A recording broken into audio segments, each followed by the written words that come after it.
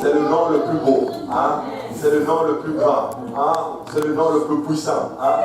Il y a une chanson que j'aime beaucoup et vraiment j'attends le jour où on va la chanter, cette chanson-là, littéralement. Que peu importe, littéralement, le personnage qu'il y a sur cette terre, littéralement, peu importe ce dignitaire, qu'il soit prince ou qu'il soit roi, le nom de Jésus est au-dessus de son nom.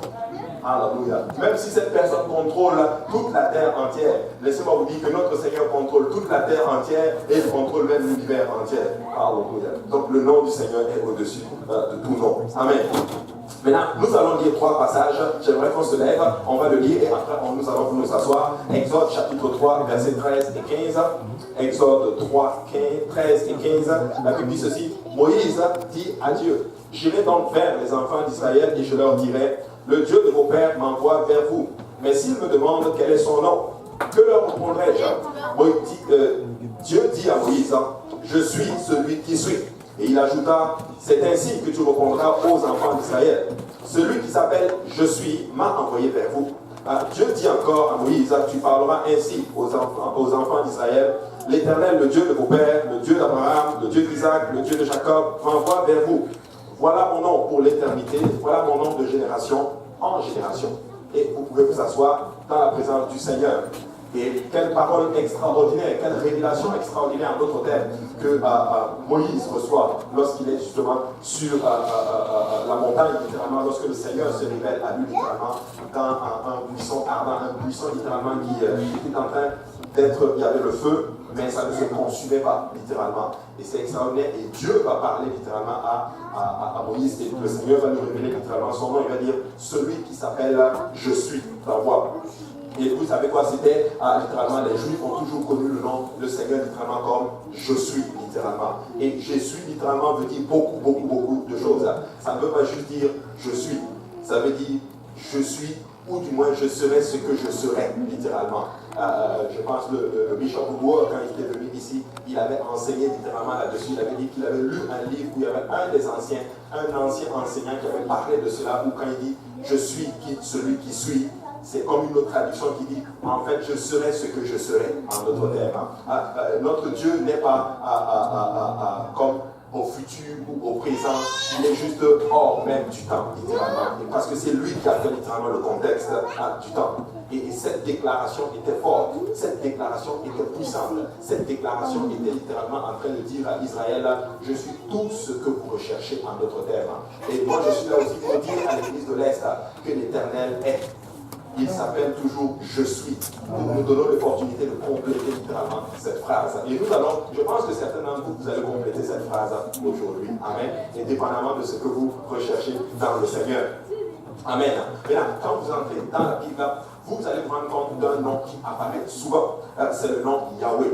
C'est le nom à l'Éternel, littéralement. Il y a plusieurs noms qui représentent notre Seigneur. Mais le nom que les Juifs utilisaient en d'autres termes, ou quand vous entrez dans la Bible, littéralement, vous allez voir le nom l'Éternel. Ce nom est traduit en hébreu par Jéhovah, ou Yahweh, littéralement, ou Yahvé, dépendamment littéralement des traductions. Mais comprenez justement que nous disons souvent Jéhovah, nous disons souvent Yahweh. Mais vu qu'on ne pouvait pas vraiment le traduire littéralement, il y avait 4 lettres qu'ils ont utilisées pour représenter littéralement ce nom. Et c'est le nom qu'on appelle le tétragramme. Ils appellent cela YHWH. Yahweh. Je vais vous expliquer un peu cela, mais vous n'avez pas vraiment besoin de comprendre cela, parce que quand vous prenez littéralement la langue hébraïque, quand c'est écrit littéralement, il n'y a pas les ponctuations. Il n'y a pas les ponctuations. Eux, c'est pratiquement pareil avec la langue arabe, littéralement. La langue arabe aussi, souvent quand ils écrivent, il n'y a pas les ponctuations. Mais comme ils connaissent la langue, ils savent eux-mêmes mettre la ponctuation. Donc le YHW, nous ne savons pas comment réellement ils le prononçaient. Est-ce que c'était Yahweh, ou est-ce que c'était Jéhovah, ou est-ce que c'était Yehovah? On ne sait juste pas. Donc YHW. Amen. Donc c'est comme ça. Mais nous aujourd'hui dans les traductions, nous avons dit Jéhovah. Ou nous avons dit l'Éternel, en d'autres termes. Donc, quand vous voyez la Bible dans la Bible, l'Éternel, il faut juste comprendre que c'est l'effort humain de traduire littéralement le tétragramme, le nom de l'Éternel. On ne peut pas le traduire littéralement et nous ne savons pas réellement comment on le prononçait, en d'autres termes. Amen. Probablement que certains rabbins juifs littéralement le savent, je pense. Mais nous ne savons pas, en d'autres termes, mais c'est vraiment pas ça le plus important. Et c'était tellement tellement saint, ce nom était tellement révéré littéralement par les Juifs qu'ils ne voulaient même pas le prononcer juste pour se tromper littéralement dans la prononciation du nom de l'Éternel. Vous savez quand on dit l'Éternel, Yahweh, pour eux c'est tellement, ils respectent tellement Dieu que même le prononcer pour eux littéralement c'est attention, on ne veut même pas faire d'erreur pour ne pas blasphémer. Donc ils ont remplacé le mot Yahweh par le mot Adonai. Donc, quand vous entrez dans la Bible, le mot Adonai, c'est un substitut littéralement du nom réel de l'Éternel. Et chez les rabbins, plutôt chez les Juifs, dans leur congrégation, quand le rabbin faisait l'office en d'autres termes, quand il arrivait littéralement sur le nom de l'Éternel, c'est-à-dire, il voit probablement le tétragramme, ou il voit, je ne sais pas si c'est Yahweh qui est écrit, il ne va pas dire littéralement, il ne va pas dire Yahweh, ou il ne va pas prononcer le nom. Il va dire le substitut, il va dire Adonai. Et le peuple va répondre Hachem pour dire ah, ça c'est le nom de l'Éternel. Donc il fait son office et quand il arrive au nom, il ne va pas dire le nom, il va sauter le nom et il va dire littéralement, il va dire le substitut que nous connaissons, Adonai. Et nous aimons chanter Adonai, Adonai. Mais bon, nous ne savons pas vraiment d'où ça vient. C'est quand même un grand nom, Adonai, ça veut dire le maître, le Seigneur littéralement. Mais c'est en fait un mot qu'ils ont utilisé pour remplacer le vrai nom de l'Éternel. Ça ne veut pas dire que si nous disons Adonai, nous faisons mal. Ça reste toujours le nom du Seigneur. Amen. Donc il disait à Hachem littéralement pour dire le nom du Seigneur. Et le nom a été, on a essayé nous aussi de le traduire littéralement dans nos différentes langues. Donc comme je le disais en français c'était Yahweh ou Jéhovah, mais en grec c'est le mot Kyrios. Si vous allez prenez la Bible, quand on dit l'Éternel, si tu vas regarder le mot grec, c'est le mot Kyrios. Mais Kyrios, en grec, c'est pas assez fort pour signifier, en d'autres termes, le nom de l'Éternel. C'est pas assez lourd, littéralement, pour dire ce que le mot hébreu veut dire, en d'autres termes. Mais pourquoi nous parlons du nom aujourd'hui? Pour vous montrer l'importance du nom. Pourquoi nous parlons du nom aujourd'hui? Pour vous montrer que nous sommes un peuple béni. Nous qui connaissons en d'autres termes le nom réel, le nom qui sauve de l'Éternel. Pourquoi? Parce que quand tu prends chez les Égyptiens, dans leur théologie, ils disaient littéralement que tu pouvais vaincre un Dieu si tu connaissais son nom secret. C'est ce qu'ils disent littéralement. Mais nous sommes contents de voir que le grand Dieu, alléluia, le vrai et le seul et unique vrai Dieu, n'a pas peur de révéler son nom à Moïse, littéralement. Parce que personne ne peut le vaincre, littéralement. En fait, connaître le nom de l'Éternel, c'est une façon pour nous d'être sauvés. C'est une façon pour nous d'être protégés. C'est une façon pour nous, littéralement, d'avoir la grâce et la puissance du Seigneur. Vous voyez, l'ennemi va toujours inverser, si on peut le dire ainsi littéralement, les concepts de Dieu. Ils vont toujours tenter de faire le contraire, littéralement. Ils vont toujours vous amener à faire, comme Dieu veut que tu fasses, ils vont t'amener à faire le contraire. Et c'est comme ça, littéralement, que l'ennemi travaille.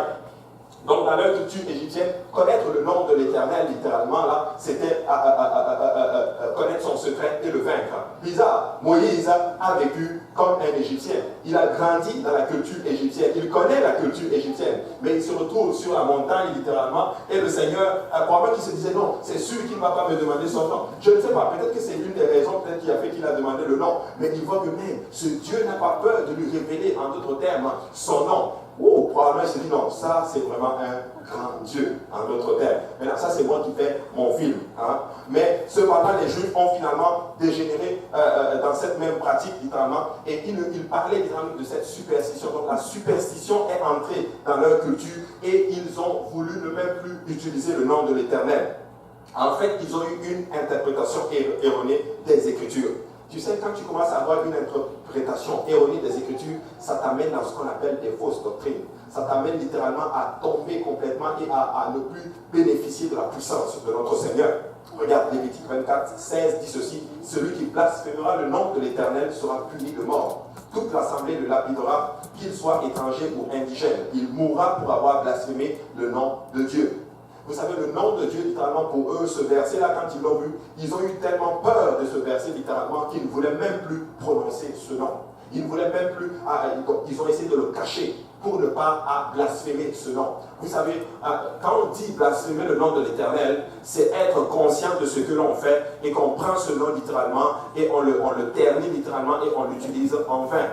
Mais quand tu invoques le nom de l'Éternel, dans des situations où tu as vraiment besoin d'invoquer le nom du Seigneur, tu n'es pas en train de blasphémer. En d'autres termes, cette compréhension erronée du Lévitique 24, verset 16, a fait que le peuple juif est passé à côté d'une grande bénédiction. Et malheureusement, aujourd'hui, beaucoup de chrétiens sont en train de passer à côté d'une grande bénédiction. Celle d'ôter le nom de Jésus-Christ dans la chose même la plus importante de toute leur existence. Et ça, c'est le salut, en d'autres termes. Certains disent, ok, dès que je suis baptisé au nom du Père, du Fils et du Saint-Esprit, c'est largement correct. Mais nous ne voyons pas dans la Bible quelqu'un qui est baptisé au nom du Père, du Fils et du Saint-Esprit. Tout le monde est baptisé dans le nom de Jésus-Christ. Amen. Et donc, en fait, c'est comme si il a changé de tactique. Tu sais, le diable, quand tu changes, quand il voit qu'il ne peut pas te vaincre, il va changer de méthode pour essayer littéralement de te vaincre. Avant, les chrétiens ne baptisaient pas au nom du Père, Fils et Saint-Esprit, ils baptisaient au nom de Jésus-Christ. Et là, quand les premiers chrétiens sont morts et que l'Église est tombée dans l'âge noir littéralement, et que les gens commençaient à baptiser au nom du Père, du Fils et du Saint-Esprit, la technique qui dit c'est que c'est la même chose. Mais ce n'est pas la même chose, parce que les premiers chrétiens ne l'ont pas fait, les premières générations ne l'ont pas fait, et même les catholiques eux-mêmes disent dans leurs écritures qu'eux-mêmes ne baptisaient pas immersion au nom de Jésus-Christ. Et aujourd'hui, on voit même des gens qui se disent pas catholiques, mais qui vont baptiser au nom du Père, du Fils et du Saint-Esprit, disant que c'est la même chose. Pourtant, ils disent et ils reconnaissent eux-mêmes que ce n'est pas comme ça qu'on baptisait. Donc malheureusement, beaucoup de chrétiens sont en train de passer littéralement à côté de cette grande bénédiction qu'est le nom de l'Éternel. Vous savez, même si c'était vrai qu'on devait baptiser au nom du Père, du Fils et du Saint-Esprit, moi je veux être baptisé comme dans la Bible, c'est-à-dire au nom du Seigneur Jésus-Christ. Aucun baptême dans la Bible n'a été fait au nom du Père, du Fils et du Saint-Esprit, mais tous ont été administrés dans le nom de Jésus-Christ. Amen. Et quand Dieu littéralement s'est décrit comme je suis, il était en train de décrire littéralement ses attributs. C'est-à-dire qu'il est éternel, il est existant, il est omnipotent, omniprésent, omniscient. Éternel veut dire ceci, c'est qu'il n'a pas de commencement et il n'aura pas de fin, notre Seigneur. Certains veulent comprendre, mais où a commencé Dieu? Dieu n'a pas de commencement. Dieu est. En fait, Dieu n'a pas commencé à exister, Dieu est, en fait, littéralement. C'est lui qui fait commencer les choses qui existent. Il n'a pas de fin et il n'a pas de commencement non plus. Dieu est existant, c'est-à-dire qu'il n'a pas de commencement et il existe pour toujours. Omnipotent veut dire qu'il peut tout faire. Écoute, n'êtes-vous pas content de savoir que notre Dieu peut tout faire? Il y a beaucoup de divinités aujourd'hui, on est obligé de les porter. Allez voir en Inde, allez voir dans certaines traditions. Mais notre Dieu est capable de tout faire. Peu importe la situation qu'il y a dans votre vie, le Dieu que nous servons est capable de tout faire. Voilà pourquoi il dit, je suis. Je suis ta paix, je suis ta grâce, je suis ta bénédiction, je suis ton sauveur, je suis ton salut. Notre Dieu est. Il est omniprésent. Ça veut dire ceci, qu'il est partout. Tu sais, il est ici, il est en même temps au Congo, il est en même temps en Haïti, il est en même temps au Cameroun, il est en même temps en Asie, il est en même temps partout dans le monde entier et il est dans l'univers, il remplit l'univers entier. Dieu est omniprésent. Et le diable n'est pas omniprésent. Le diable essaie de placer ses agents un peu partout. Mais notre Dieu est le seul, alléluia, à être omniprésent. C'est-à-dire que peu importe là où tu es, Dieu est avec toi. Si tu es dans les problèmes, il est avec toi. Si tu es dehors, il est avec toi. Si tu es à l'intérieur, il est avec toi. Peu importe la situation dans laquelle, peu importe le lieu où tu te trouves, l'Éternel des armées, alléluia, celui qui s'appelle Je suis, est avec toi. Il est pas je suis avec toi. Vous allez compléter vos phrases tantôt. Alléluia. Il est avec toi. Il est omniscient. Ça veut dire qu'il sait tout. C'est la connaissance de notre Seigneur. Nous ne pouvons absolument rien cacher à Dieu. Vous savez, des fois, nous pouvons venir même à l'église et être différentes personnes. Vous savez, des fois, nous sommes des spécialistes pour être comme des acteurs. Nous devenons quelqu'un d'autre. Mais vous savez quoi, notre Dieu sait tout de nous. Nous ne pouvons rien lui cacher. Rien n'est caché devant le nom de l'Éternel. Et laissez-moi vous dire une chose. Même si tu as une situation dans ta vie, si tu vas devant Dieu, que tu dis Seigneur, sonde-moi. Et David avait compris le principe. Sonde-moi. En d'autres termes, tu deviens ma sonde. Tu sais, quand on fait entrer une sonde dans un appareil, c'est pour que cette sonde doit détecter tout ce qui ne va pas dans ce corps, littéralement, et qu'on puisse trouver justement la solution. Écoute, il sait tout et il peut tout. Donc ça veut dire ceci. Il entre en toi, il sonde tout. Et quand il voit le problème, vu qu'il peut tout faire, il peut régler la situation. Alléluia. En même temps, omniprésent, omniscient. Aïe, aïe, aïe. Moi, je suis content de connaître ce Dieu-là. Alléluia. C'est extraordinaire, notre Seigneur. Il dit, je suis. Dieu n'a jamais justement révisé ce nom, ou Dieu n'a jamais changé son nom. Et ça, c'est son nom rédempteur. Et tous les noms composés de Dieu, ils sont construits ainsi. Et même dans l'Ancien Testament, les gens littéralement pouvaient appeler le nom de l'Éternel, comme dans Genèse 4,26 par exemple. Nous, souvent, nous regardons dans les Écritures, dans l'Ancien Testament, ok, ils ne prononçaient pas. Mais bien avant cela, bien même avant la loi, ils prononçaient le nom de l'Éternel. Je peux vous le prouver. Genèse chapitre 4,26. Seth eut aussi un fils, et il appela du nom d'Enoch. C'est alors que l'on a commencé à invoquer le nom de l'Éternel. Maintenant, je ne sais pas, est-ce que c'est Yahweh qu'il prononçait? Est-ce que c'est Elohim qu'il prononçait? On ne sait pas, on sait juste, la Bible dit qu'ils invoquaient le nom de l'Éternel. Moi, je crois que c'est ce nom que le Seigneur a révélé à Moïse qu'ils étaient en train d'invoquer. Amen. Pourquoi? Certains me disent, oh, mais pasteur, à vous, de quoi tu parles? Hey, moi, je crois que c'était cela, parce que qui a écrit le livre de Genèse? On pense que c'est Moïse. À quel moment il l'a écrit? Moi, je pense littéralement de tout mon cœur que c'est après avoir rencontré le Seigneur sur la montagne. Maintenant, je n'ai pas de preuve. Hein? Peut-être que c'est avant le livre d'Exode que ça a été écrit. On ne sait pas à quel moment Moïse a écrit. Est-ce qu'il a écrit le livre d'Exode, après il a écrit le livre de la Genèse? Mais dans votre Bible, quand vous prenez la chronologie, vous voyez que non, la Genèse est avant Exode. Ce n'est pas parce que c'est classé comme ça que ça a été avant. Tu sais, on pense que le plus vieux livre, c'est le livre de John. Hein? Donc, je vais même vous choquer. Est-ce que vous savez que le livre d'Apocalypse a été écrit bien avant les évangiles? Je crois qu'il y en a qui sont sceptiques là. Non, c'est vrai, on sait que le livre d'Apocalypse a été écrit bien avant le livre de l'évangile de Jean, par exemple. Parce que c'est après avoir eu la révélation de qui est Jésus-Christ qu'il a écrit le livre d'évangile de Jean que vous voyez. Mais la chronologie a été faite pour que vous puissiez comprendre littéralement ce qui est dans les Écritures. Amen. Je vais même choquer encore certaines personnes. Est-ce que vous savez que jusqu'à ce que, quand vous prenez l'évangile de Matthieu, là, c'est encore l'Ancien Testament.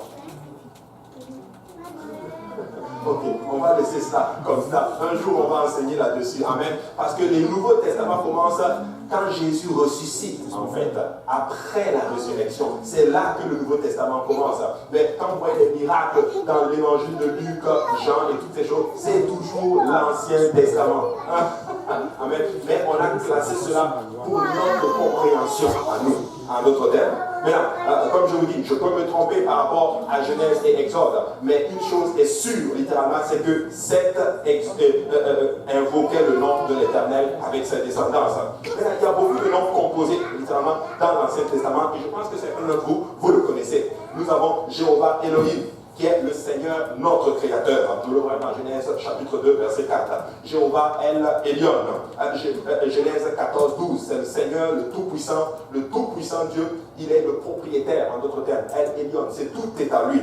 Nous avons Jéhovah Adonai, le Seigneur, le Maître. Genèse chapitre 15, verset 2. Jéhovah El Olam, le Seigneur, l'Éternel. Jéhovah Jireh, Genèse 22, 14. Et nous aimons beaucoup cela. L'Éternel, mon pourvoyeur. Ça, c'est vraiment le nom que les chrétiens aiment beaucoup. Jéhovah Jireh, l'Éternel, mon pourvoyeur. Il va pourvoir à tous nos besoins. Il va nous bénir. Il va nous donner ceci. Mais laissez-moi vous dire que pour avoir la révélation de Jéhovah Jireh, Abraham était en train d'aller sacrifier son fils au Seigneur. Et il a eu la révélation littéralement que l'Éternel est son pourvoyeur. Écoutez-moi, la révélation littéralement coûte cher. La révélation coûte excessivement cher. Littéralement, des fois nous ne voulons pas payer le prix pour voir qui est Dieu. Mais si vous voulez savoir qui est l'Éternel des armées, tu dois être prêt à monter sur la montagne et sacrifier quelque chose à Dieu. Et Dieu va te révéler une facette de ce qu'il est.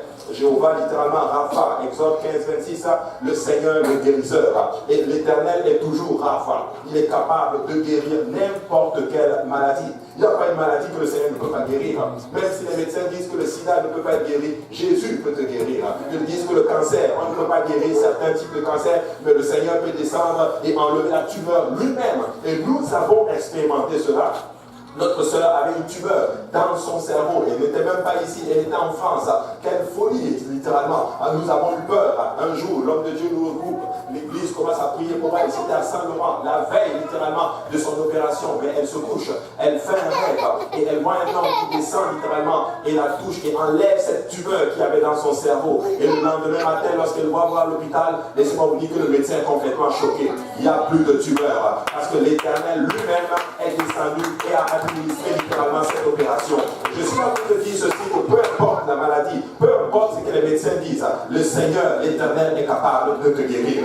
Il a guéri n'importe quel. Écoute, s'il a été capable de purifier des lépreux, ce n'est pas littéralement une certaine tumeur littéralement qui ne peut pas enlever. Pourquoi? Il est le Créateur, celui qui a fait ce corps, il est le médecin des médecins et il n'y a aucune maladie que Jésus-Christ ne peut pas guérir. À l'invocation de ce nom, bien sûr. Jéhovah Nissi, le Seigneur, notre bannière. Moïse, littéralement, a déclaré ce nom lorsqu'il a combattu littéralement contre Amalek. Il a dit non, l'Éternel est ma bannière. Tu sais, le mot bannière, ça veut dire il est mon flambeau, il est mon drapeau, littéralement. Il est ma bannière, littéralement. Et quand je lève la bannière du nom de Jésus-Christ, je vainc mes ennemis. Vous savez quoi? Moi, je rends grâce à Dieu. Parce que pour vaincre nos ennemis, nous devons élever la bannière du nom de Jésus-Christ. Voilà pourquoi il déclare, lorsque le Fils de l'homme sera élevé, il attirera beaucoup à lui, littéralement, parce qu'il va vaincre l'ennemi des âmes. Tu sais, si tu veux vaincre, invoque le nom de Jésus-Christ, élève la bannière du nom de Jésus-Christ, et quand l'ennemi voit la bannière du nom de Jésus-Christ, il commence à avoir peur. Tu sais, il y a certains drapeaux qui font très peur. Quand tu vois le drapeau des États-Unis, ça fait un peu peur. Hein? Quand tu vois le drapeau, par exemple, russe, ça fait peur. Mais je suis content de savoir qu'il y a un drapeau qui est la bannière du nom de Jésus-Christ, qui est au-dessus, littéralement, de tous ces drapeaux-là. Et ça, c'est le nom de notre Seigneur. Jéhovah, littéralement, Jéhovah Nissi, Exode 17:15, Jéhovah Makadeshkem, le Seigneur, notre sanctification, Jéhovah Shalom, Juge 6:24, le Seigneur, notre Père. Tu sais, ça c'est la chose que le monde recherche, la paix de l'Éternel. Mais laissez-moi vous dire que Jésus-Christ a aussi littéralement cette facette. Jéhovah Shaphat, le Seigneur le juge, Jéhovah Sabaoth, le Seigneur des armées, Jéhovah Sidkenu, le Seigneur notre justice, Jéhovah Ra, le Seigneur, le berger, Jéhovah Elion, le Seigneur, le bénisseur. Celui qui te bénit, je ne sais pas si ça dit, mais celui qui donne la bénédiction, alléluia, extraordinaire. Jéhovah Hosénu, le créateur, Jéhovah Gibor, le Seigneur, le puissant. Quand tu vas dans Ésaïe chapitre 9, verset 5, quand on dit un enfant nous a été, un fils nous a été donné, et la domination reposera sur lui, on l'appellera admirable, conseiller, Dieu puissant. C'est ici Jéhovah Gibor, ou Yahvé Gibor, ou Elohim Gibor, littéralement. Il est en train de te dire que cet enfant qui est né, c'est Jéhovah Gibor, c'est le Dieu fort, le Dieu puissant, le Dieu qui est capable de renverser l'ennemi, littéralement, par la puissance, littéralement, de ce qu'il est. Oh, alléluia. Et moi, je crois que Jéhovah Gibor a été, littéralement, le Dieu qui a renversé, qui a précipité le cheval et le cavalier lorsque l'Égypte a passé. Alléluia. Jéhovah, Jéhovah, littéralement, le Seigneur, l'Éternel. Veut dire ceci, le Seigneur veut dire que c'est lui qui commande toutes choses, c'est lui qui administre toutes choses, alléluia, c'est lui qui commande toutes choses. La nature elle-même obéit à notre Seigneur Jésus-Christ. Wow. Jéhovah Shammah, le Seigneur, le toujours présent, celui qui est là avec nous, l'Éternel est ici, Jéhovah Shammah, alléluia. Mais un seul nom composé est révélé dans le Nouveau Testament. Et certains d'entre vous, je vous vois en train de prendre des notes. Oui, c'est bien de prendre ces notes et de les connaître. Peut-être même si tu ne comprends pas l'hébreu, tu n'as pas vraiment besoin de connaître tout ceci. Mais il y a un nom, alléluia, que tu aimerais connaître littéralement. C'est Jéhovah Yeshua, l'Éternel, le Sauveur. Et devinez quoi? C'est le Seigneur Jésus-Christ. Alléluia. Tu sais, quand on dit Jéhovah Yeshua, on est juste en train de dire le Seigneur Jésus. Alléluia. Un seul nom composé que nous voyons dans le Nouveau Testament. Jéhovah Yeshua. Matthieu 1, 21, Acte 2, 36. Le Seigneur Jésus-Christ. Regardez ce que la Bible dit dans Hébreux 1 à 4 dit ceci. Après, nous avons autrefois à plusieurs reprises et de plusieurs manières parlé à nos pères par les prophètes. Dieu, dans ces derniers jours, nous a parlé par le Fils, qu'il a établi héritier de toutes choses, par lequel il a aussi créé le monde, et qui, étant le reflet de sa gloire et l'empreinte de sa personne, et soutenant toutes choses par sa parole puissante, a fait la purification des péchés et s'est assis à la droite de la majesté divine dans les lieux très hauts, devenu d'autant supérieur aux anges qu'il a hérité d'un nom plus excellent que le leur. Et ce passage de Hébreu est très très fort, littéralement, il dit que pendant longtemps, On nous a parlé par les prophètes, mais Dieu nous a parlé par le Fils. Qu'est-ce qu'il est en train de dire ici? Il n'est pas en train de dire que Dieu s'est assis littéralement sur son trône et il a envoyé quelqu'un d'autre venir nous parler. Dieu lui-même s'est fait chair. Il est venu sur la terre littéralement et il a commencé littéralement à nous parler littéralement pour pouvoir accomplir ce dont il est venu littéralement accomplir. Et ce qu'il est en train de dire ici, j'aime ce verset, et qui étant le reflet de sa gloire et l'empreinte de sa personne. Il est en train de dire que quand le Fils se déplace, l'empreinte qu'il laisse, c'est l'empreinte de l'Éternel. En fait, quand Jésus passe et que tu vois cette empreinte, c'est l'empreinte de Dieu. Il est en train de dire spécifiquement, parce que Dieu est esprit, et la seule empreinte, littéralement, c'est l'empreinte du Fils, en notre thème, l'empreinte de cette chair qui a été conçue dans le sein de Marie, parce que Dieu est esprit. Vous devez comprendre ceci. Dieu est esprit. Dieu n'est pas un corps physique. Dieu n'est pas un être humain que vous voyez. Dieu est esprit. Mais pour venir sur la terre et aller à la croix pour notre rédemption, il a conçu un corps dans le sein de Marie. Et lui qui est esprit est entré dans ce corps. Selon ce que la Bible dit dans Colossiens 2,9, car toute la plénitude de la divinité a habité corporellement en Jésus-Christ. Ainsi, quand Jésus-Christ levait la main, c'est la main de l'Éternel qui se lève. Quand il se déplaçait, c'est l'Éternel qui se déplace. En fait, quand tu vois Jésus-Christ, tu vois l'Éternel dans un corps humain. Tu vois le Seigneur dans un corps humain. Oui, tu ne vois pas l'essence même de l'Éternel parce qu'il est esprit, mais tu vois l'image de Dieu, littéralement, en d'autres termes. Voilà pourquoi la Bible dit qu'il est l'image du Dieu invisible. Ce Dieu étant invisible a pris une image pour que nous puissions, en d'autres termes, le voir. Et Jésus-Christ, littéralement, est l'Éternel des armées. Jésus-Christ est le Seigneur de gloire, le Dieu qui est venu littéralement pour nous sauver. Pourquoi? Parce que nous avions besoin littéralement d'avoir le salut. Un sang devait couler pour que nous puissions avoir la rédemption littéralement de notre corps. Mais Dieu nous aimait tellement qu'il a formé un corps dans le ventre de Marie. Il est venu sur cette terre littéralement. Il est allé à la croix. On a crucifié cette chair. Le sang a coulé littéralement de cette chair. Il y a de l'eau aussi qui est sortie. Nous l'avons vu littéralement de sa côte littéralement. Et l'Église est née. Mais laissez-moi vous dire, comme nous devons savoir une chose, que c'est seulement par ce nom, le nom de Jésus-Christ, que nous parvenons en d'autres termes au salut. Jésus, littéralement, c'est le nom Yeshua en hébreu. La forme grecque, littéralement, c'est Yoshua, en d'autres termes, ou Jésus, comme vous le voyez. Mais bon, si vous voulez, Jésus, c'est le nom francisé de Yeshua, si vous voulez dire ainsi. Mais certains vont dire, ok, mais quand vous vous baptisez, vous ne dites pas au nom de Yeshua. Vous allez dire au nom de Jésus.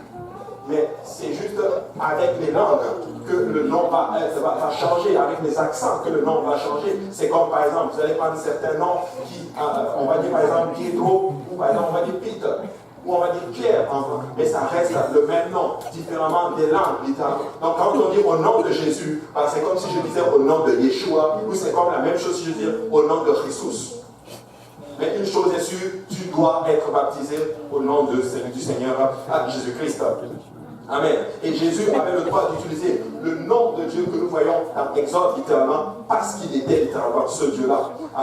Ésaïe 45, 22 dit ceci: tournez-vous vers moi et vous serez sauvés, vous tous qui êtes aux extrémités de la terre, car je suis Dieu et il n'y en a point d'autre. Il dit, je le jure par moi-même, la vérité sort de ma bouche et ma parole ne sera point révoquée.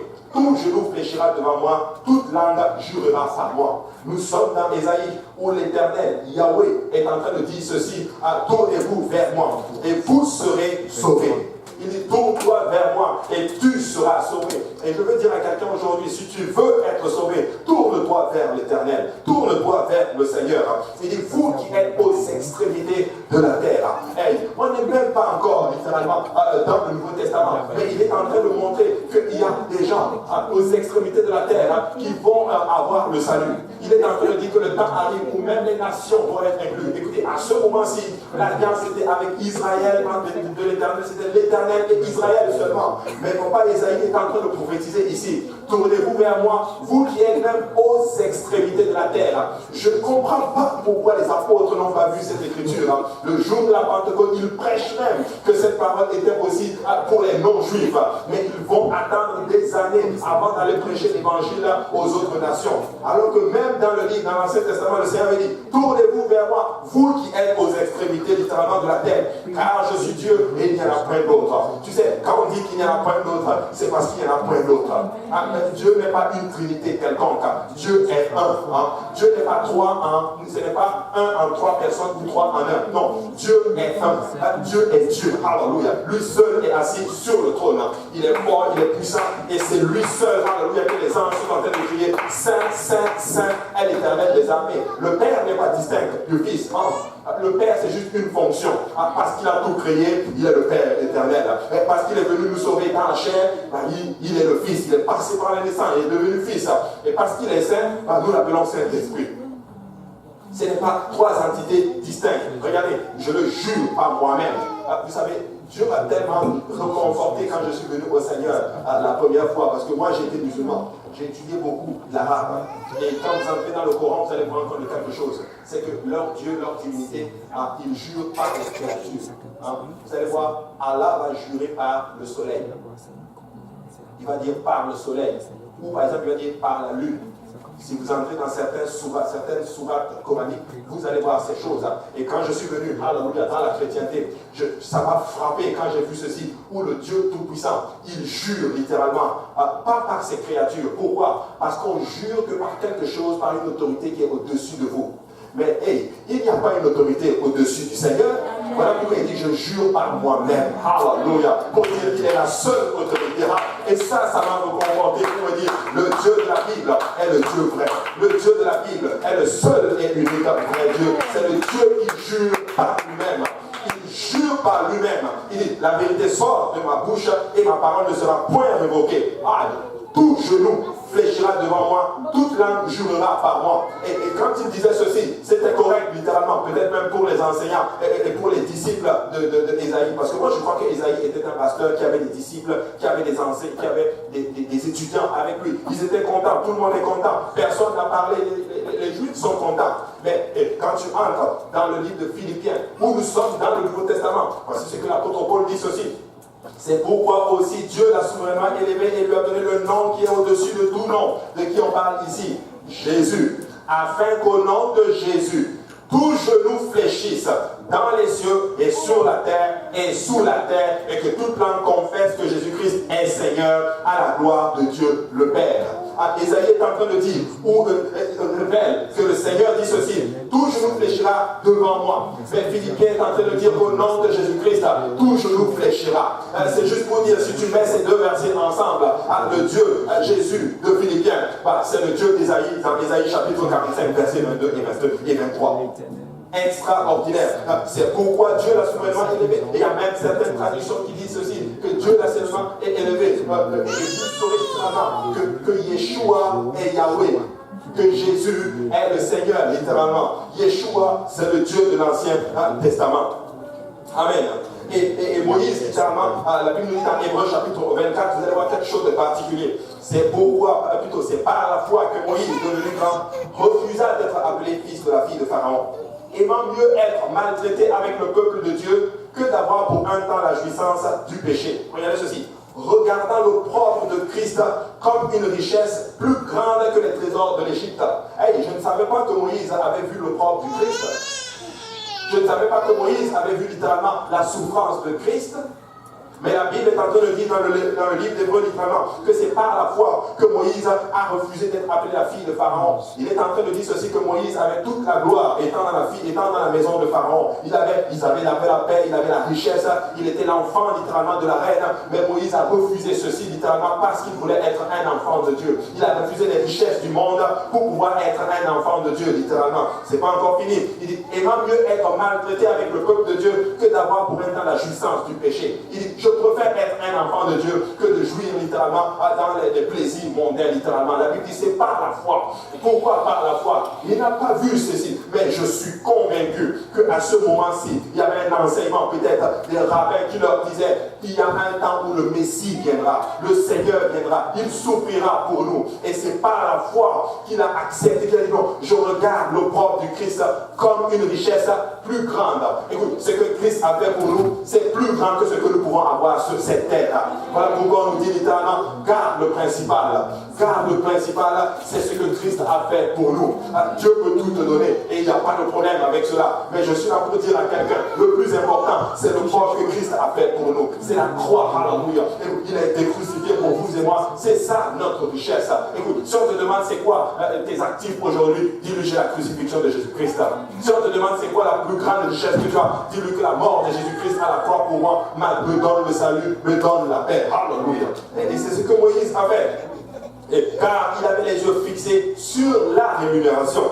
C'est par la foi qu'il quitta l'Égypte sans être effrayé de la colère du roi. Tu sais, des fois, nous avons peur de quitter l'Égypte. Beaucoup de gens viennent ici, ils disent, oh non, j'ai peur d'obéir à l'évangile. J'ai peur de me repentir. J'ai même peur de rentrer dans ces eaux de baptême au nom de Jésus-Christ. J'ai peur de commencer à vivre pour Dieu. Peut-être que mes parents vont commencer en d'autres termes à se fâcher contre moi. Oh, la famille, ils vont se... pire encore, le diable va s'énerver contre moi. La Bible dit non, que c'est par la foi que lui, il a quitté l'Égypte sans être effrayé de la colère du roi. Écoute, c'était quasiment le fils du roi à cette époque-là. Écoute, moi je quitte cette affaire. Pourquoi? Parce que ça ne m'arrange plus. C'est pas bon pour mon âme, en d'autres termes, mais je quitte l'Égypte. Parce que je vais dans quelque chose qui est mieux. Il a regardé la rémunération au lieu de regarder ce qu'on appelle le temporaire. Alors, peuple de Dieu, ne regardons pas le temporaire. Ayons les yeux fixés sur notre rémunération. Et nous ne sommes pas en train d'aller quelque part où c'est pire qu'ici. Nous sommes en train d'aller quelque part où c'est mieux qu'ici. C'est des rues pavées d'or. C'est des portes de perles. Hallelujah. Des choses sur lesquelles les gens sont en train de se battre. L'or et toutes ces choses. Le Seigneur nous dit que nous allons marcher sur ces choses. Hallelujah. Écoutez, c'est une gloire extraordinaire, ce qui nous attend lorsque nous allons aller de l'autre côté. Maintenant, la nouvelle Jérusalem, moi je ne sais pas pour vous, mais nous allons y aller. La nouvelle Jérusalem, moi je l'aime et je vais y entrer. Vous l'aimez et vous allez aussi y entrer. Écoutez, quand vous allez arriver là-bas, vous allez regarder cette terre comme de la boue. Vous allez regarder toutes ces choses. Mais pourquoi j'ai couru pour ces choses pendant tous ces temps? Mais quand vous allez regarder cette grande rémunération, quand tu vas voir cette ville, hallelujah, elle est glorieuse, magnifique, excellent. Et surtout, plus de souffrance, plus de problèmes, plus d'angoisse. Est-ce qu'il y a des gens ici, des fois, qui sont troublés dans vos pensées, troublés dans vos nuits, vous n'arrivez même pas à dormir, vous avez des problèmes. Aujourd'hui, tu es content, demain, tu n'es pas content. Aujourd'hui, un problème, demain, un autre problème arrive, tu perds ta foi. Moi, je n'aime pas cette vie, je vais être honnête avec vous. Des fois, non, c'est vraiment, je ne sais pas pourquoi, mais moi, je n'aime pas cette vie. Des fois, je peux être en feu, demain, je ne suis pas en feu. Je suis content là. Je vais même vous faire une confidence. Je prêche des fois ici le soir. Je suis en feu comme pas possible. Je rentre chez moi à la maison abattu comme pas possible. Oui, c'est Dieu qui utilise le vaisseau. Mais moi, je n'aime pas cette vie. Je vous assure, je n'aime pas cette vie. Moi, je vais être constant. Et laisse-moi vous dire que ça va arriver quand je vais arriver là-bas. Plus de souffrance, plus de problèmes. Nous allons être tout le temps dans la joie du Seigneur parce que nous allons être constamment dans la présence du Seigneur. Et c'est par la foi qu'il quitta l'Égypte. Et car il se montra ferme, comme voyant celui qui est invisible. Il n'a même pas vu Jésus. Il n'a même pas vu le Seigneur. Il s'est montré ferme, comme s'il était en train de voir le Seigneur. Écoutez, nous n'avons, je ne sais pas, peut-être que certains ici, vous avez déjà vu Jésus-Christ. Mais moi, je ne l'ai jamais vu, en tout cas physiquement. Je l'ai vu spirituellement, mais je ne l'ai pas vu physiquement. Mais vous savez quoi, tu dois être tellement ferme, comme si tu as vraiment rencontré Jésus là-bas. Lui-même t'a parlé là-bas. Lui-même t'a garanti le salut là-bas. Par travers un homme. Et quand tu regardes ceci, laisse-moi te dire que tu vas être ferme avec les vérités. Peu importe ce que tu as me donné, Satan, moi je refuse ce monde, mais je suis en direction vers quelque chose de meilleur. Oh, un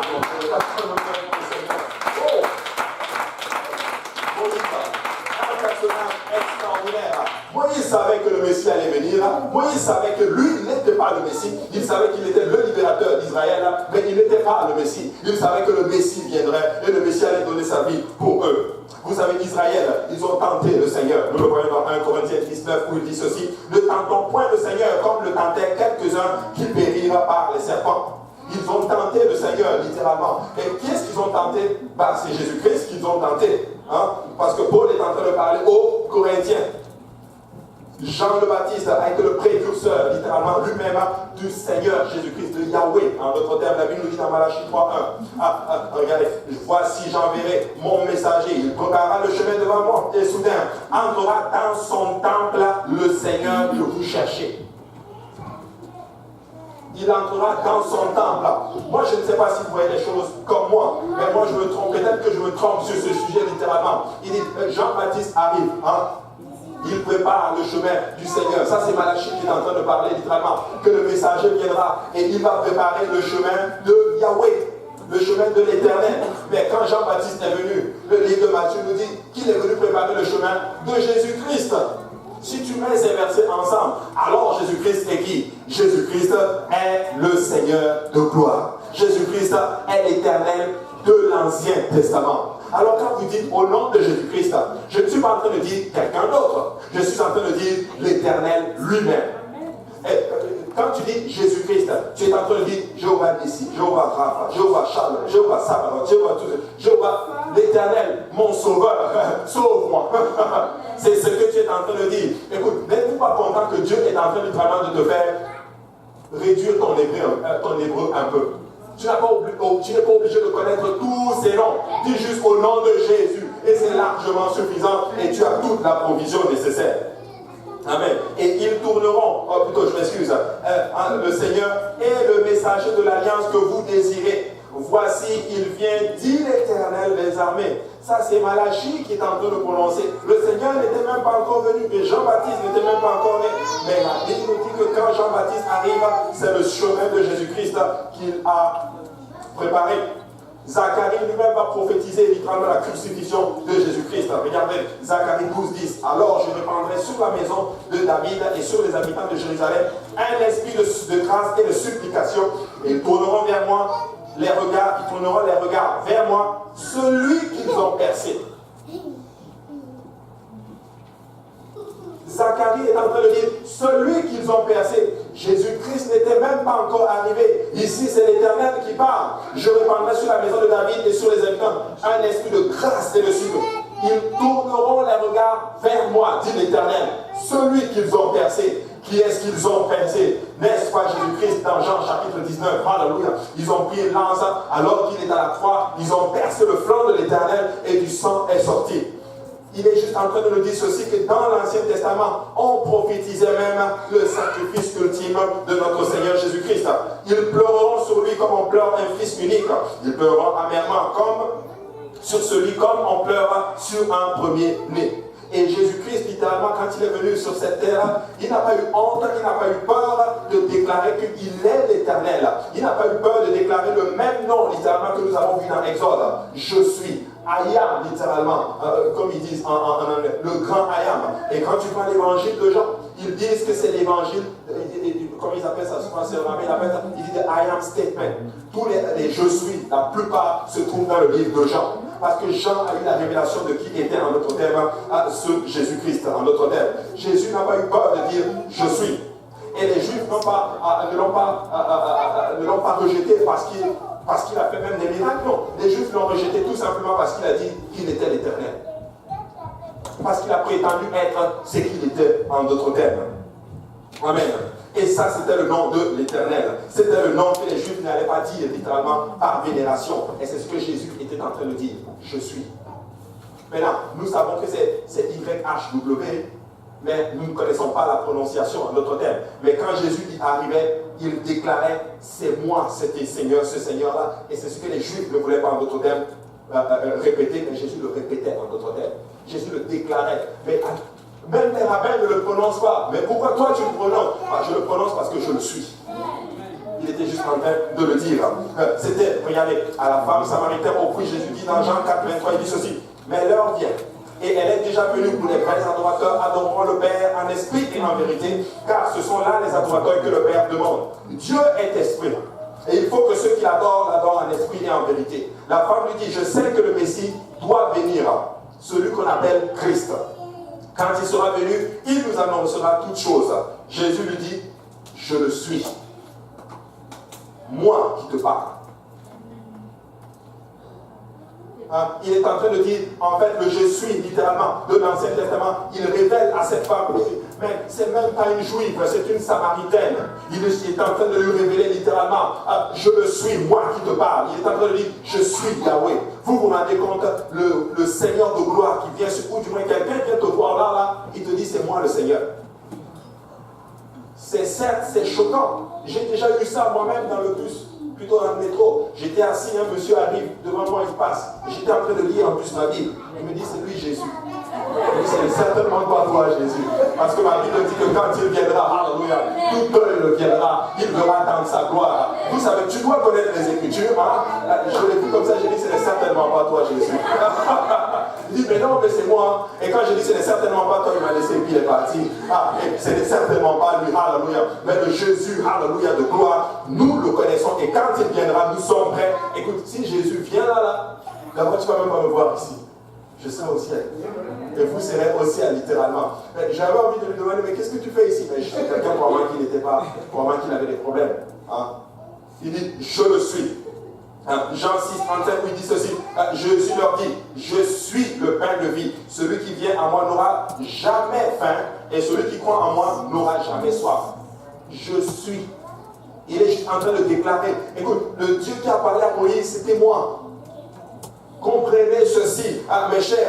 Mais voilà pourquoi il dit ceci. Je suis venu chez les miens ou chez les siens et ils ne m'ont pas reconnu. Ils l'ont rejeté littéralement. Mais il y a un peuple qui s'est tourné littéralement vers le Seigneur pour dire, nous te reconnaissons. Nous savons que tu es l'Éternel. C'est ça qui... J'ai toujours du mal avec cela. Comment un peuple, avec tant de connaissances, avec tant de promesses, peut passer à côté littéralement de la réalité. Ils ont eu le texte, ils ont eu les Écritures, ils ont eu littéralement toutes les révélations. Mais quand le Messie lui-même arrive, le Seigneur lui-même arrive, il passe à côté. Je n'ai pas envie de passer à côté du Seigneur, je vous assure. Quand le Seigneur se pointe, je dois savoir qu'il est là et je dois le localiser en d'autres termes. Jean 8, 12 dit ceci, Jésus leur parla de nouveau et dit, je suis. C'est pas fini. Jean 4, il le déclare. Jean 6, il le déclare. Jean 8, il le déclare. Je suis la lumière du monde. Celui qui me suit ne marchera pas dans les ténèbres, mais il aura la lumière de la vie. Hey, je déclare encore une fois à quelqu'un, alléluia. Si tu suis Jésus-Christ, tu ne vas pas être dans les ténèbres. Alléluia. Écoutez, ça fait peut-être quelques années maintenant que je suis ce Jésus. Oh, alléluia. Je n'ai jamais aussi marché. Je n'ai jamais marché dans la lumière comme maintenant. C'est juste extraordinaire, alléluia, de suivre le Seigneur Jésus-Christ. Il ne va jamais t'abandonner. Et si tu mets ses commandements en pratique, il va bénir ta vie. Pourquoi? Parce qu'il est ce que tu recherches. Alléluia. Le monde n'est pas ce que nous recherchons. Jésus est ce que nous recherchons. Il est notre Seigneur. Jean 10, 9. Je suis la porte. Hein? Je suis la porte. Si quelqu'un entre par moi, il sera sauvé. Écoute, il est juste en train de dire, si tu entres par moi, par ce nom spécifiquement, tu vas être sauvé. Mais si tu entres au nom de quelque chose d'autre, tu ne pourras pas être sauvé. Il n'y a qu'une seule porte qui menait à l'arche. Il y a aussi une seule porte qui mène au salut. Et ça, c'est le nom de Jésus-Christ, peuple de Dieu. Ne vous trompez pas encore. Restez encore ferme sur ce principe, littéralement. Restez solide là-dessus. Sans le nom de Jésus-Christ, nous ne pouvons pas être sauvés. Vous savez, certains pensent que parce que les méthodes ont changé, on va changer la doctrine ou on va changer le message. Le message ne change pas. Le message est toujours le même. C'est toujours Jésus-Christ qui sauve et personne d'autre. C'est toujours Jésus-Christ qui bénit et personne d'autre. C'est toujours Jésus-Christ qui restaure et personne d'autre. Et nous voulons être solides là-dessus, peuple de Dieu. C'est ce nom qui nous apporte la paix. C'est ce nom qui nous apporte la guérison. Et nous avons toujours invoqué ce nom dans la vie des gens. Alléluia. Et je rends grâce à Dieu que ce nom a été invoqué sur ma vie et pas le nom de quelqu'un d'autre. Si un autre nom avait été invoqué, je ne pense même pas que je serais ici en train de vous prêcher la parole du Seigneur. Et certains d'entre vous, vous ne seriez même pas ici. Mais gloire soit rendu à Dieu. Alléluia. Que lorsque le prédicateur vous a plongé dans le nom, alléluia, il a prononcé ce glorieux nom au nom de Jésus-Christ. Et vos péchés ont fléchi les genoux. Alléluia. Jean 10, 11. Je suis le bon berger. Aïe, Jéhovah, c'est incroyable. Il est juste en train de dire, mais regardez, vous ne comprenez pas, je suis en train de vous le dire. Il est Jéhovah d'ici, Jéhovah Shalom, Jéhovah Sabaoth et toutes ces choses. Je suis le bon berger.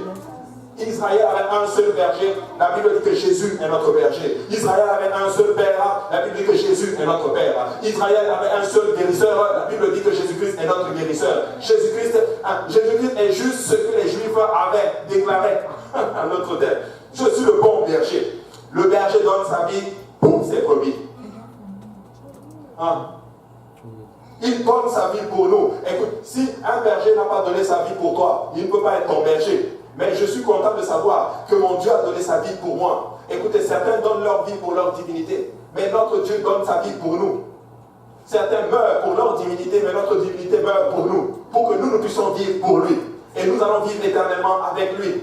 Ah, ils donnent leur vie, ils s'explosent même littéralement, soi-disant un fanatisme parce qu'ils aiment ce Dieu. Écoutez, si Dieu nous aime, alléluia, il va se pourvoir lui-même. Isaac était en train de monter avec son père pour aller être crucifié, pas crucifié, mais être immolé. Mais son père lui dit, écoute fils, le Seigneur lui-même se pourvoira. Parce qu'il ne veut pas que tu meurs, il va donner sa vie pour toi. Écoute, peu importe ce que ça prend pour te sauver, Christ va payer le prix. Parce qu'il est ton père, alléluia. Un père est prêt à payer le prix pour ses enfants. Un père est prêt à tout faire pour que ses enfants puissent être sauvés. Et quelqu'un doit juste un point nous connaître. Le Seigneur dit, merci Seigneur pour ce que tu as fait. Il est le bon berger. Il est le bon berger. Jésus-Christ ne va pas s'arrêter là. Avec Marthe, plutôt à la tombe de Lazare, en Jean 11, 25, Jésus lui dit, je suis la résurrection et la vie. C'est Dieu qui donne la vie. Mais il dit, c'est moi la vie. C'est moi la résurrection. Celui qui croit en moi vivra quand même il sera mort. En d'autres termes, un enfant de Dieu ne meurt pas. Un enfant de Dieu est éternel. Si la mort frappe, ce corps va partir. Mais l'esprit, en d'autres termes, va vivre éternellement dans la présence de Jésus-Christ. Nous sommes éternels et quand nous croyons en Jésus-Christ, il dit ceci, nous allons vivre. Même si nous mourons, tu vas vivre. Écoute, rien ne peut arrêter un enfant de Dieu. La mort ne peut pas t'arrêter. Nous allons vivre éternellement avec le Seigneur. Si nous croyons en lui. Si nous croyons en lui. Jean 13, j'aime celle-là. Vous m'appelez maître et Seigneur.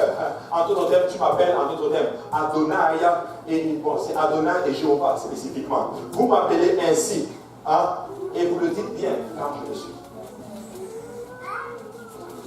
Mais il est juste en train de dire, c'est moi qui ai parlé à Moïse. C'est quand Moïse est monté sur la montagne là, et qu'il est venu me voir, c'est moi qui étais dans ce buisson et qui était en train de lui parler.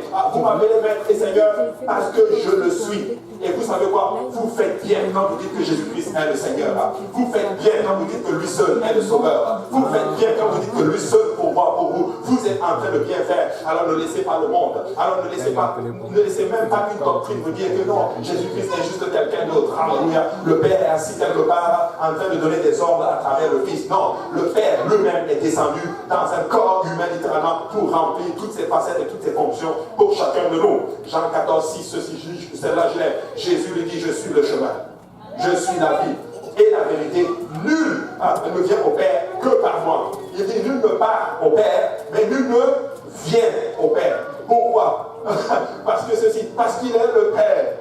Il est le Père. Tu ne peux pas venir au Père. Écoute, si le Père était distinct, il allait dire ceci, nul ne part au Père, nul ne va au Père, mais nul ne vient au Père que par moi. Il est en train de dire ceci, écoute, c'est moi le chemin, c'est moi le Père, et c'est encore moi qui te conduis vers moi. Écoutez, je ne suis pas venu, je sais que Dieu a utilisé des vaisseaux. Je rends grâce à Dieu pour le frère Achille. Je rends grâce à Dieu pour les frères et sœurs que le Seigneur a utilisés. Mais hey, c'est l'Esprit du Seigneur qui nous a conduits. Alléluia. C'est le Père qui nous a conduits vers lui. Et si nous sommes là aujourd'hui, c'est grâce à Jésus-Christ. Ne pensez pas que vous êtes dans la maison du Seigneur parce que tel est même allé vous chercher. Oui, l'Esprit a utilisé le vaisseau pour aller te chercher et t'amener dans sa maison. Si tu es là aujourd'hui, ne pense même pas que c'est parce que tu t'es levé et que tu étais heureux, tu étais content. Je vais aller dans la maison du Seigneur, mais l'Esprit du Seigneur a guidé tes pas dans sa maison aujourd'hui. Et l'Esprit du Seigneur veut te parler, et l'Esprit du Seigneur veut te restaurer, tout simplement parce qu'il t'aime. Écoutez, nul ne vient au Père que par le Père lui-même. Nul ne vient à Jésus-Christ que par Jésus-Christ lui-même. Nul ne vient à Jésus-Christ que par le Père. Donc vous comprenez de quoi je suis en train de parler? C'est lui-même qui nous a dit vers lui. Alléluia. En discussion avec les pharisiens, il dit ceci, Jean 8, 24. C'est pourquoi je vous ai dit que vous mourrez dans vos péchés, car si vous ne croyez pas que je suis, vous mourrez dans vos péchés. Il est en train de dire, si vous ne croyez pas que je suis Yahweh, vous allez périr. Écoutez, ça a tout à voir à savoir qui est l'Éternel des armées. Tu ne peux pas suivre quelqu'un que tu ne connais pas. Nous connaissons qui il est. Nous savons qui il est. Je rends grâce à Dieu de savoir qui je suis. Le Dieu que je sers n'est pas juste un Dieu parmi des divinités quelconques, mais le Dieu que je sers et le Dieu que vous servez est le seul et unique vrai Dieu. Il est le Seigneur des Seigneurs et il est au-dessus des autres divinités. En fait, les autres divinités obéissent à son commandement. Écoute, quand Jésus-Christ arrive quelque part, tout doit se prosterner devant lui. Vous vous rappelez quand l'arche a été déposée chez les... Je ne me rappelle même plus chez qui encore? Chez les... Non, pas Robert des Dames. Non, pas Ebenezer, ça a été mis justement chez les Philistins, je pense. Et puis ils ont amené leur statuette. Ils sont revenus le lendemain, la statuette était prosternée devant l'arche. Oh, alléluia. Pour dire que même les autres divinités, écoutez, même les sorciers ont peur, ont besoin du concours de notre Seigneur. Des fois, même les sorciers, pour faire quelque chose, vont dire, si Dieu le veut. Hein? Mais tu sais quoi, sorcier? Ce Dieu-là est mon Père. Et il est ton Père, alléluia. Et c'est lui qui décide de toutes choses, alléluia. Donc si quelque chose m'arrive, c'est parce que mon Dieu l'a permis. Et je parlais avec des frères et ils m'ont dit, tout concourt au bien pour ceux qui aiment Dieu. Même les mauvaises choses concourent à mon bien. Donc si quelque chose de mauvais m'arrive, c'est en fait parce que ça va concourir à mon bien, peuple de Dieu. Il est notre Père, il est notre Seigneur. Il est toujours au contrôle de toutes choses. Peu importe ce qui arrive et que toi tu ne comprends pas, il est au contrôle de toutes choses. Hey, il y a plein de choses qui arrivaient dans la vie. Je me dis, mais qu'est-ce qui se passe? Est-ce que Dieu est toujours au contrôle? Même si tu es malade, Dieu est au contrôle. Même problème financier, Dieu est au contrôle. Problème spirituel, Dieu est au contrôle. Problème familial, Dieu est au contrôle. Peu importe ce qui arrive, le Seigneur est au contrôle. Et tout concourt au bien de ceux qui aiment Dieu. Et de ceux qui sont appelés selon ses desseins. Écoutez, tu sais, la seule condition qu'il donne ici, aime Dieu. Et sois appelé selon ses desseins. Et vous êtes appelés selon les desseins de Dieu. Rien ne va vous arriver sans le concours de l'Éternel. Peu importe, rien ne peut arriver à un enfant de Dieu si Dieu ne l'a déclaré. C'est impossible. Mais si quelque chose arrive, c'est parce que le Seigneur l'a permis. Pourquoi tu permets que cette situation m'arrive, Seigneur? C'est pour mon bien. Pourquoi tu permets que telle chose m'arrive? C'est pour mon bien. Alléluia. Pourquoi tu arrives que telle situation m'arrive? Même tu touches à mon corps physique, tu es abattu, c'est pour mon bien. Il y a des moments, je vous assure, il y a des moments où moi je ne dors même pas. Alléluia. Il y a des moments où ça arrive des insomnies. Je sais que ça n'arrive pas qu'à moi. Certains d'entre vous, ça vous arrive des problèmes, ça vous arrive des blessures. Ceux qui ont été blessés ces derniers temps. Hey, c'est pour ton bien que c'est en train d'arriver. Le Seigneur est au contrôle de tout. Et l'ennemi pense que tu as eu, mais il ne t'a pas eu. Parce que ça va concourir à ton bien. Ça va concourir à ton bien. Alléluia. Alléluia. Je vous le dis, c'est extraordinaire. Si vous ne croyez pas que je suis, si nous ne croyons pas qu'il est le Seigneur, il dit que nous allons périr dans le péché. En d'autres termes, si tu ne crois pas que Jésus-Christ est Yahweh, est le Seigneur de gloire, tu risques de périr dans tes péchés. Parce que beaucoup ne vont pas obéir à l'évangile, ne vont pas vouloir que ce nom soit invoqué sur eux littéralement. Parce qu'ils ne croient pas littéralement que Jésus-Christ est le Dieu Tout-Puissant. Ils pensent que Jésus-Christ est une part quelconque d'une trinité quelconque. Il n'y a pas de trinité dans la Bible. Il n'y a qu'un seul et unique vrai Dieu. Il n'y a qu'un seul et unique vrai Dieu. Et son nom, c'est Jésus-Christ. En discussion,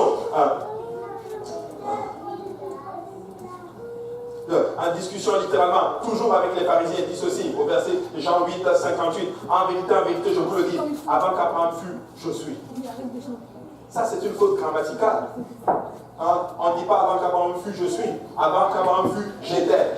Mais notre Seigneur déclare, avant qu'Abraham fût, je suis. Hey, juif, vous devez juste comprendre ceci. Tu n'as même pas 50 ans et tu as déjà vu Abraham. En fait, je vais en fait même vous dire, avant qu'Abraham ne fût là, je suis. Abraham a vu ma gloire littéralement et il s'est réjoui. Quand Abraham était en train d'aller sacrifier son fils, quand il a dit l'Éternel se pourvoira, il a vu littéralement le sacrifice ultime de Christ. Voilà pourquoi Jésus dit, il a vu bonjour et il s'est même réjoui. Il dit, je suis le Seigneur d'Isaac. Abraham est votre père. C'est moi le Dieu d'Abraham. C'est moi qui l'ai appelé. Je l'ai appelé à sortir de la maison de son père et je l'ai établi là où vous êtes. Alléluia. Et ils n'ont pas ils ont eu du mal à le croire. Et quand il a déclaré ceci, ils ont pris des pierres pour le lapider. On ne te lapide pas parce que tu as dit quelque chose ou parce que tu as fait quelque chose. On te lapide parce que toi qui es homme, tu es en train de te faire Dieu. Ils l'ont eu juste à l'envers. Ce n'était pas un homme qui était en train de se faire Dieu. Mais Dieu lui-même s'était fait homme pour racheter l'humanité entière. Nous devons croire à cela. Là-dessus, il prit des pierres pour les jeter contre lui. Mais Jésus se cacha et il sortit du temple. Je ne sais pas comment il a fait pour se cacher. Écoute, je ne sais pas comment je peux me cacher là, devant vous là, et sortir d'ici. Mais moi je crois qu'il s'est fait un Dieu invisible. Et il est sorti littéralement et il ne l'a même pas vu. Comment quelqu'un peut être devant vous? Vous prenez des pierres pour le lapider, il se faufile au milieu de vous et vous ne le voyez pas. Écoutez, il a juste montré ici juste une petite portion en notre terme de sa divinité. Est-ce que tu sais quoi? Jésus-Christ va te montrer juste une infime portion de sa divinité et ça va juste t'éblouir. Il est le... Hey, ce Dieu est juste extraordinaire, frère. Alléluia. Quand nous invoquons son nom, quelque chose se passe. Alléluia. Écoute, personne ne peut se tenir et vaincre le péché sans le nom de l'Éternel. Alléluia. Tu vas avoir des victoires. Tu vas avoir des victoires sur certaines situations. Mais ce péché va finir par te rattraper à un moment donné. Pourquoi certaines personnes viennent et ils tombent, ils ne persévèrent pas parce qu'ils ne sont pas accrochés à ce nom. Parce que si tu t'accroches à ce nom, laisse-moi te dire que ce nom va vaincre n'importe quel péché. Alléluia, extraordinaire. Aux disciples, lorsqu'il a marché sous l'eau, Matthieu 14, 27 dit ceci, Jésus leur dit aussitôt, rassurez-vous, c'est moi, n'ayez pas peur. Vous savez, quand il dit c'est moi là, en grec c'est le même mot, je suis. Rassurez-vous, je suis. Quelqu'un doit juste se rassurer. Écoute, peut-être qu'il y a la tempête dans ta vie, mais l'Éternel est toujours je suis. Peut-être qu'il y a la situation difficile dans ta vie, mais l'Éternel est toujours je suis. Il est toujours ton pourvoyeur et il ne t'a pas abandonné. Dis juste au nom de Jésus-Christ, alléluia. Je commande à cette situation. Seigneur Jésus-Christ, fais juste ce que tu as à faire. Mais cette situation ne va même pas me vaincre. Parce que ça concourt toujours à mon bien. Alléluia. Vous savez, aux soldats, et celle-là je l'aime beaucoup, quand ils sont venus pour l'arrêter. Jean 18, 5. Ils vont dire Jésus de Nazareth. Jésus leur dit c'est moi. C'est en fait je suis. Wow. Et Judas qui le livrait était avec eux. Lorsque Jésus leur a dit c'est moi, ils reculèrent et tombèrent. Il n'a même pas parlé, il a juste dit c'est moi. Il a juste dit je suis. Les soldats sont tombés. Vous, tu rends compte, ok, es-tu Jésus? C'est moi. Et il tombe.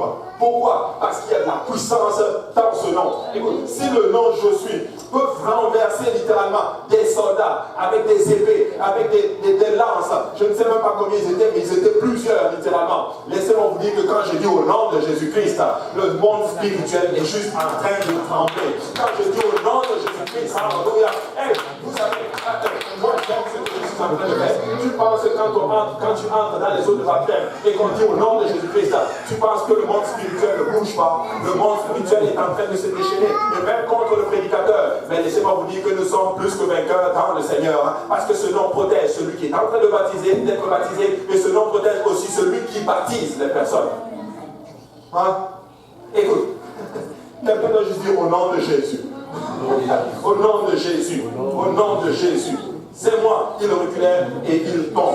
Mais je rends grâce à Dieu. Regarde, quand il a apparu glorifié sur l'île de Patmos, Apocalypse 1, 17 dit ceci. Quand je le vis, je tombais à ses pieds comme mort. Il posa sur moi sa main droite en disant, ne crains point.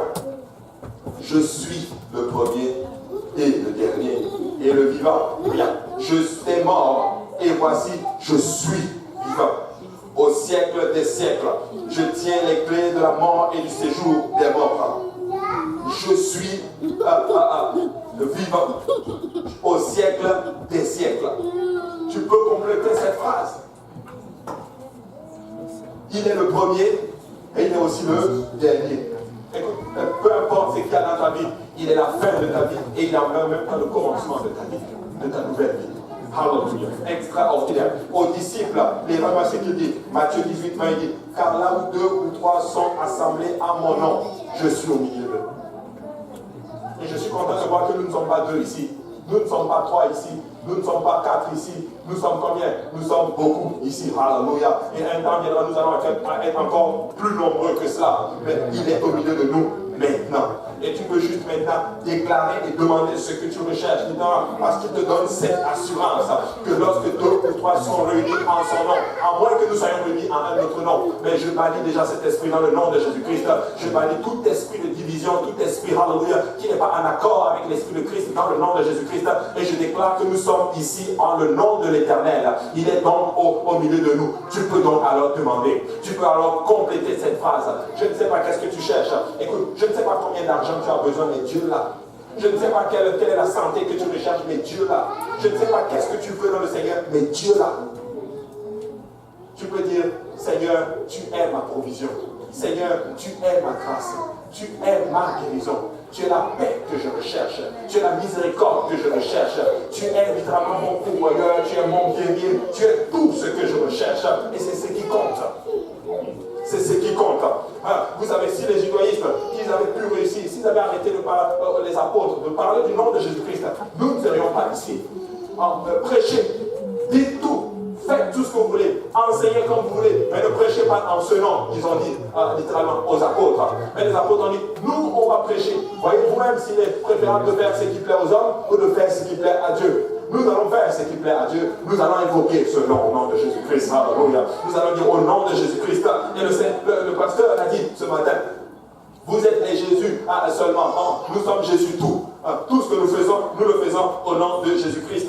Et les apôtres ont tout fait au nom de Jésus-Christ. Regardez, Colossiens 3, 17 dit ceci. Et quoi que vous fassiez, en parole ou en acte, faites-le au...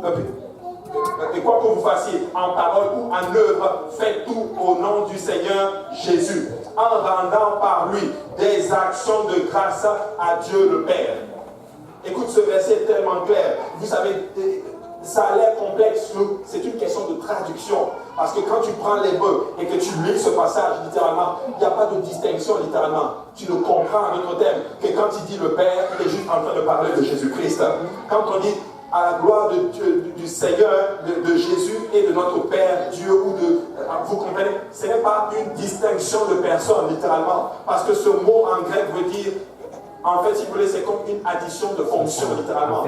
Il est notre Dieu et il est aussi notre Père. Il est notre Seigneur et il est notre Père, en d'autres termes. Du Seigneur Jésus, qui est aussi notre Père, il est en train de dire spécifiquement. Donc ce n'est pas quelqu'un d'autre.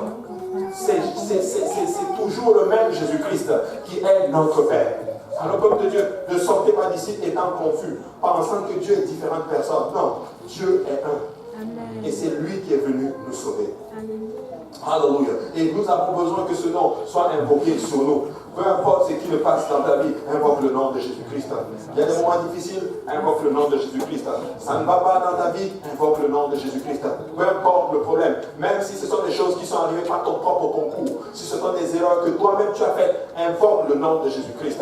J'ai fait des erreurs moi-même. Je suis allé devant le Seigneur. J'ai fait ces erreurs, Seigneur, mais en ton nom, papa, je demande ta grâce et je sais que tu vas restaurer ceci. Et vous savez quoi? Ça a toujours concouru à mon bien. Toujours concouru à mon bien. C'est pas écoutez, c'est tellement plaisant de vivre pour ce grand Dieu-là. C'est tellement plaisant de vivre pour le Seigneur Jésus-Christ. Qui ici n'a jamais fait d'erreur? Qui ici n'a jamais commis de faute? Même depuis que tu as été baptisé au nom de Jésus-Christ, rempli du Saint-Esprit. Qui ici n'a jamais fait toutes ces choses? Est-ce que le Seigneur, merci beaucoup, même aujourd'hui, on a fait beaucoup d'erreurs, mais grâce soit rendue à ce Dieu, alléluia. Il ne nous punit pas selon nos iniquités, mais il a compassion de nous. C'est notre Père. Et c'est là, quand tu invoques ce nom sur toi, tu deviens son enfant, tu deviens sa possession. Et ce nom est invoqué sur les croyants, ce nom est invoqué sur les malades, ce nom est invoqué pour la provision, ce nom est invoqué pour toute situation. Et vous savez quoi? Ça marche. Ça marche. C'est le temps que l'Église, c'est le temps où nous devons commencer à connaître et invoquer le nom de Jésus-Christ. Nous devons dire ce nom tous les jours. Nous devons invoquer ce nom tous les jours. Et c'est comme ça que nous allons gagner la bataille. Alors que les Juifs ont caché ce nom, il l'a révélé à nous autres. Vous savez, le rabbin a dit quelque chose de particulier. Il ne faut pas me comprendre de travers. Hitler, c'était un bandit. Okay? Le diable l'a utilisé. Mais vous savez